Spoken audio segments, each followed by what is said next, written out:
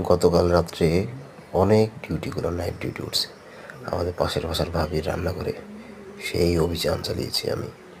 এই অভিযানে ওনার রান্নাঘরের তিনটা টাকি মাছ আমি একাই সাবার করে দিয়েছি। সফল অভিযানের পরে আমি যখন ফিরছিলাম তখন ভাবি কেমনে জানি দেখলো। এখন দেখার পরে আমার পাছাটা দিছে লাল করে। লাল পাছা নিয়ে আর আমি কিছু করতে পারি নাই। এসে এবার ফ্রিজের উপরে শুয়ে আছে নিশ্চিন্তে, নির্ভাবনায়। ও মা রে মা, আমি তো বেশি কিছু চাইনি, শুধু মাছটাই খাইলাম। দেখা যাক, রাত্রে আবার আমি অভিযান চালাবো। একবার ধরে যাতে গিয়েছে, সমস্যা নেই। এবার আমি অন্যভাবে পাশে যাব।